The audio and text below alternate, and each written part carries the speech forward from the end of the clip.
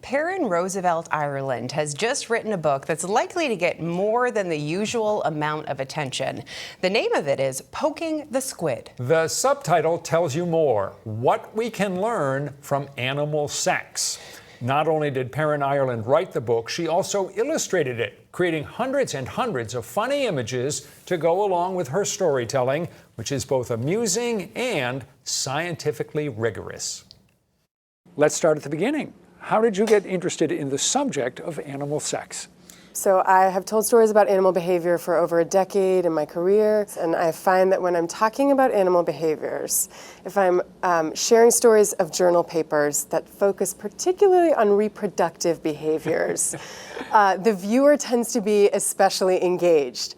And I began to really feel the need for a deeper, more thorough conversation about what is it we're talking about when we talk about animal sex, and it became necessary to write this book. So even with animals, as with people, sex sells. Indeed.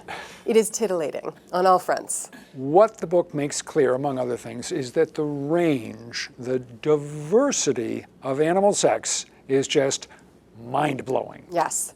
So my brain got totally scrambled about what sexual behaviors animals are doing, who they're doing it with, how sex is organized inside bodies, how that changes depending on community needs and what the animal needs.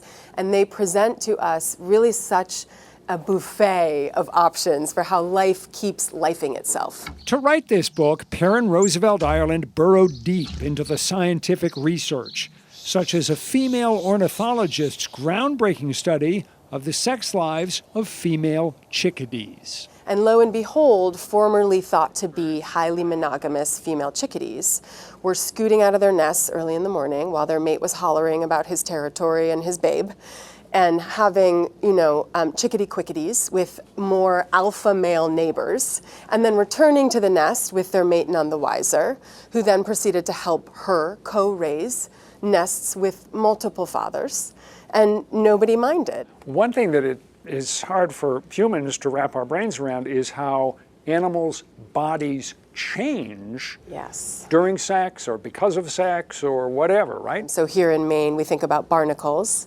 There are barnacles that will have sex the first time they have sex as a male.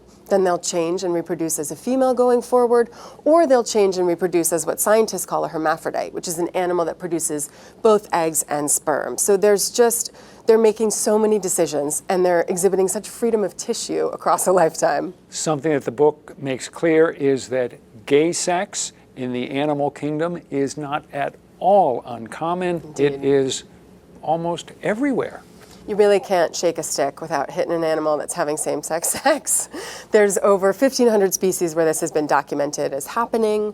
In Atlantic bottlenose dolphins, after they leave their mother, from whom they learn a lot about navigating life in the ocean, the males will go spend their time mostly in all-male communities, having quite a lot of sex with each other throughout their days, and then they'll, reproduce with females, and then go back to hunting and fishing together. So it's not something they are concerned about each other doing. They're not killing each other over it. They're just doing it. I read that in doing the illustrations that you would actually do some warm-up exercises, because otherwise you'd end up with carpal tunnel syndrome or other problems because you have so many illustrations in that book. A comics artist who had finished another book said to me, with that deadline, you better be warming up and you better be doing lots of yoga because you're gonna get carpal tunnel. So I would do my exercises before I started, I would stand up and take breaks between, and then I would do them at the end. People don't think of comics as being, physically grueling, but it is in its way.